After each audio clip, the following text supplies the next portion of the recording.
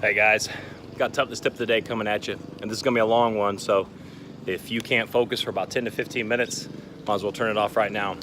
And the topic today is mental toughness, and what it's gonna be is my story. And it's kind of, the gist of the story is you've got to go through adversity to become mentally tough, like truly mentally tough. And everybody thinks they're mentally tough. Nobody wants to sit there and admit that they're weak by any means, or not tough enough by any means, or they can't get something done. And when I was in high school playing baseball in my younger age groups, I didn't really struggle. I never really struggled. It didn't matter the competition I was playing. I was always very successful and did really well. Now I'm gonna start with, I'm not sitting here about to brag on myself, although the weak-minded people might think that. I don't like the mindset of people being cocky, and I'll do another video of that in the future, meaning I actually like cocky, confident people as long as they're not disrespectful or condescending toward others. But that's another video for another day. But I just got done with my run today, and like always, when I exercise, when I train, I get super motivated.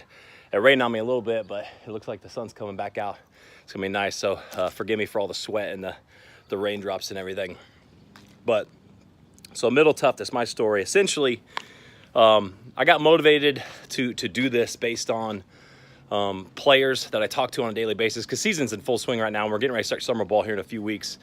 And I actually have a couple of videos I'm wanting to do when season starts, is when I really want to pump out some videos for guys to be watching, not only to learn from me, but to kind of get that mental toughness and that mindset.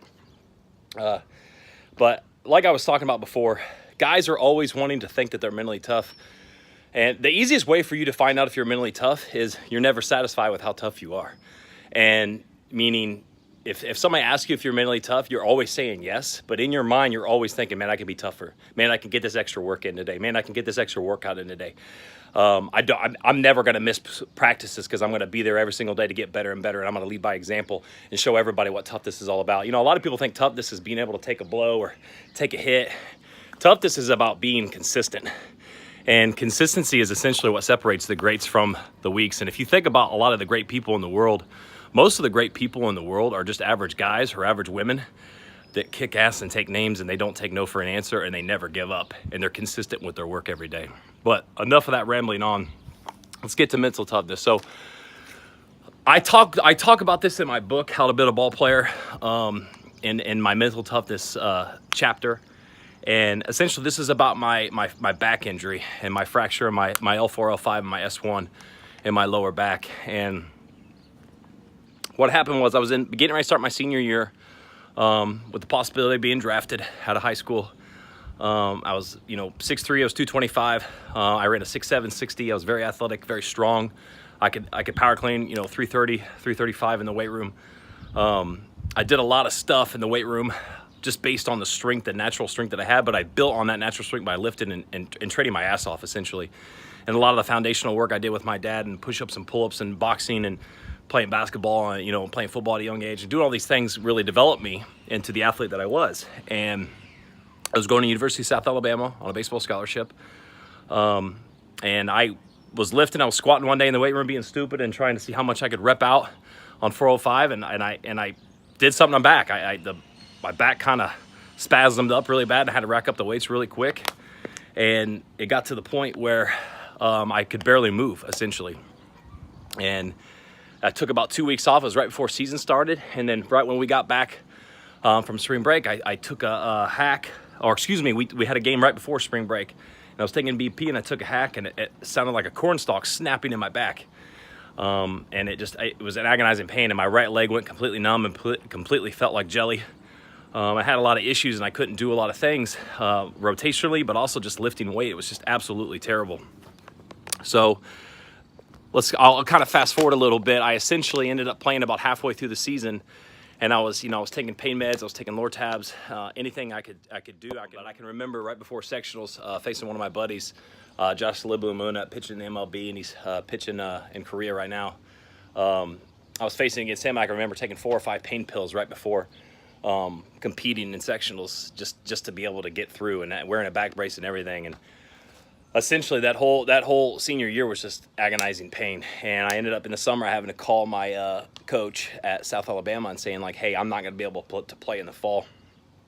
And so I took the fall off. I showed up at college, and you go from being a big time prospect, out of high school, to essentially having to do, for lack of a better term, just grunt work. I want to use another word, but I'm not going to in the video. I'm gonna try to keep this as PG as possible. I had to, before every single practice, I had to paint bases. I had to rake the infield. I had to sweep the dugouts before and after practices. I had to get stuff done, that took me hours, essentially, to get done. I can remember staying after practices, and I never practiced. I was just sitting there watching and helping coaches with balls and all that stuff. And I can remember staying after and sweeping the dugouts for an hour after practices and doing a lot of stuff that will humble you real quickly. And a lot of stuff that a lot of athletes at mid-major schools like South Alabama, even though we were a top 25 program nationally, a lot of stuff you have to do, because at that time we didn't have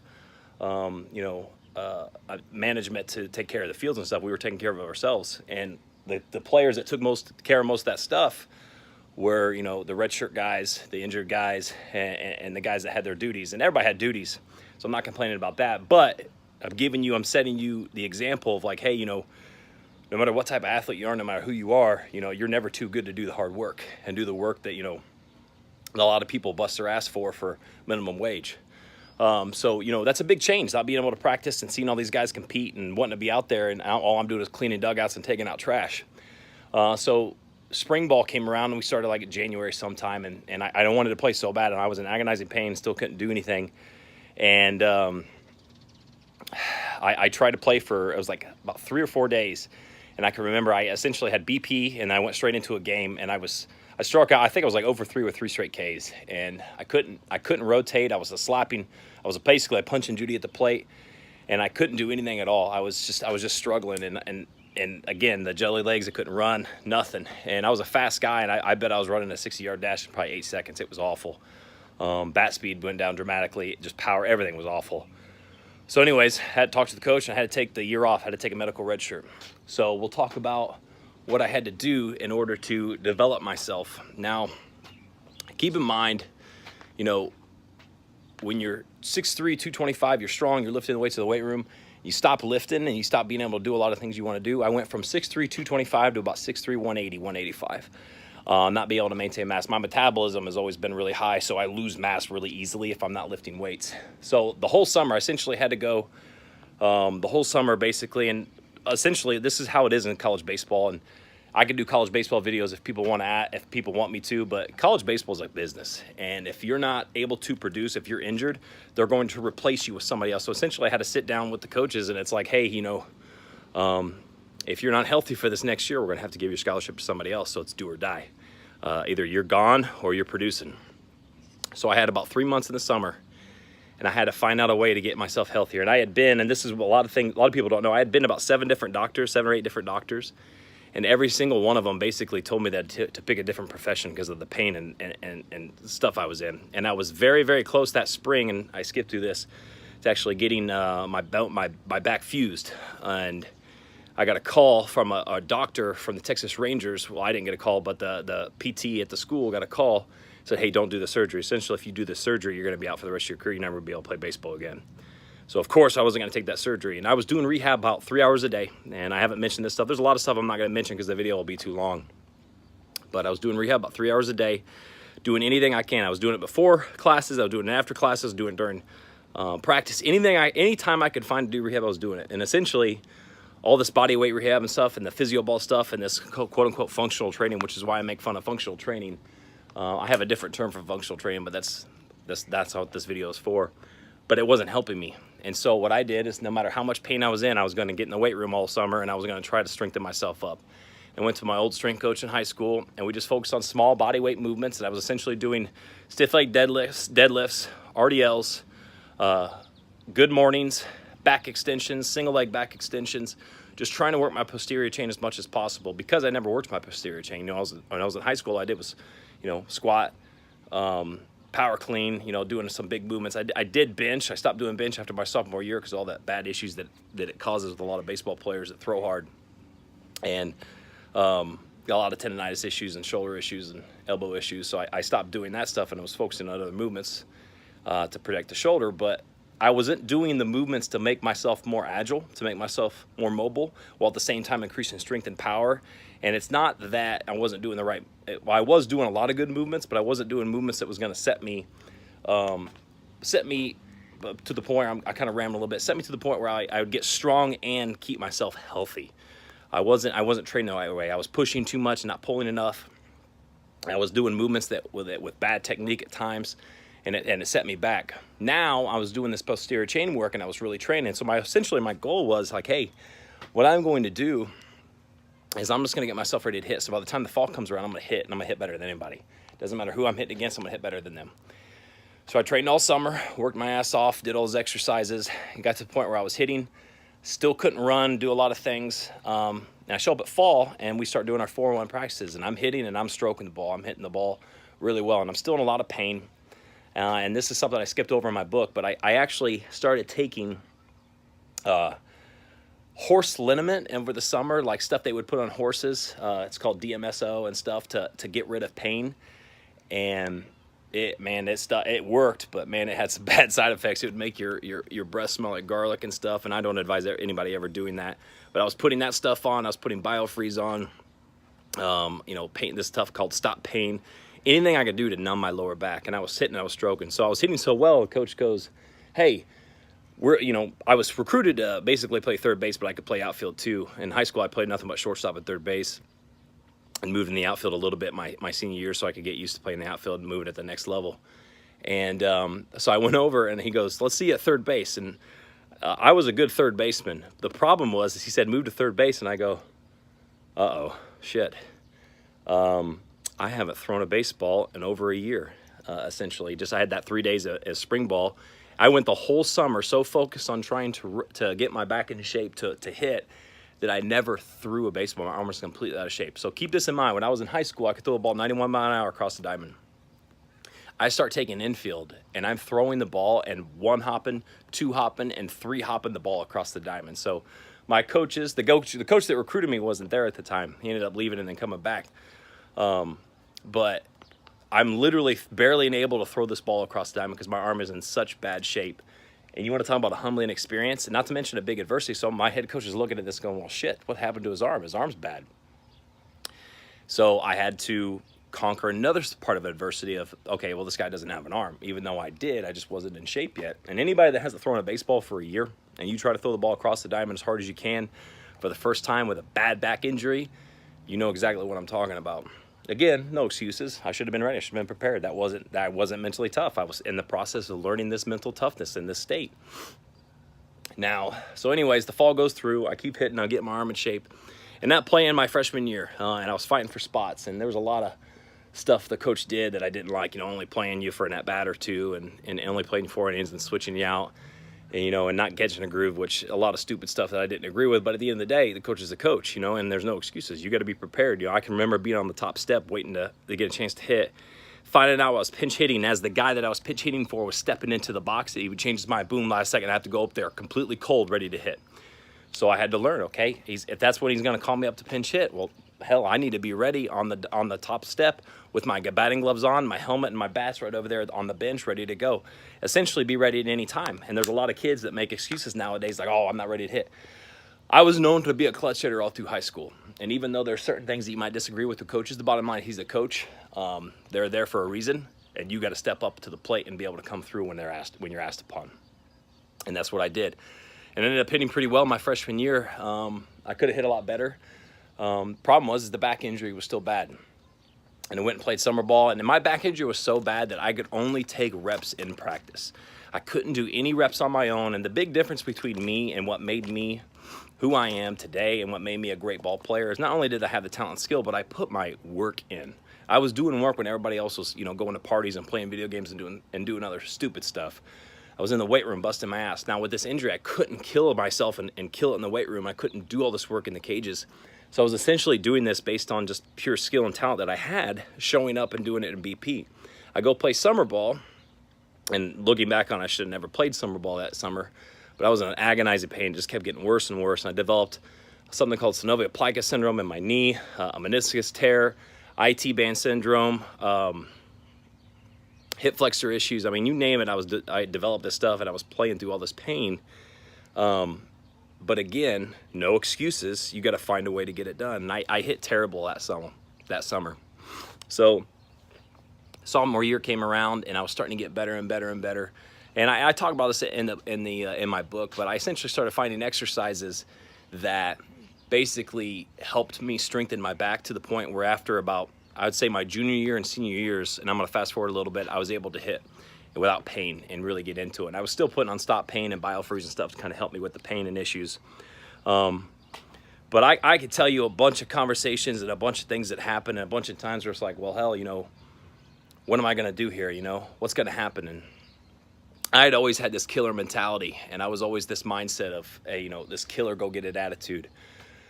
And basically this whole story, and this is a story time, and I believe that you need to tell your stories to players. You know, I'm not sitting here, like I said in the beginning of the video, I'm not sitting here to try to brag upon myself, but I'm sitting here trying to explain to you that you cannot become fully and truly mentally tough until you go through some serious, hardcore circumstances, until you get through a lot of hard things in life. You know, and there's a lot of things that you've got to go through. And meanwhile, during this back injury, I lost my sister. My sister passed away early at 26 years old. There's a lot of things mentally that was going through that I had to struggle with and conquer in my mind. And not only losing the sister, but basically getting told by the coach, like, hey, you either produce, if you're injured, you're out. Trying to throw across the diamond and barely being able to throw it and one hop it over there. Six or seven doctors telling me, hey, you're not going to be able to play baseball again. You know, I took that mindset, screw that. I'm going to conquer this. I'm going to figure this out. And that's what I did. I researched strength training. I researched strength and conditioning. It's one of the main reasons why I'm doing what I'm doing today and helping ball players. All these bad things were throwing at me and causing me not be able to do things. And like I said, the knee injuries, the hip injuries, and other issues, you know, the surgeries that I had that plica and the meniscus, you know, healed up. And then my senior year, which, you know, a lot of this, the shoulder injuries that I had, I really blame a lot on my back not being able to rotate and get the full thoracic extension. I tore my labrum, tore my rotator cuff, and played my whole senior year at South Alabama with a torn labrum, torn rotator cuff, bone spurs, nerve damage, all that stuff. And I essentially played all 4 years with injuries. And it is what it is, and I don't regret it for a second. And I loved my college years, and I loved what happened. But the reason I'm telling you guys all this stuff, whoever wants to hear, if you're still listening right now at this point in time, you know, I appreciate you listening. I'm telling you this story and telling you my story so you can sit back and go, you know, what adversity are you going through? What's hard in your life right now?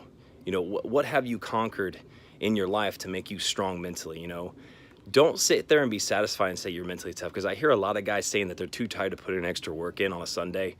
They're too tired to put an extra work in on a Monday. They're too tired to put extra work in on a Thursday. You know, whatever day you end up not having a game for a week.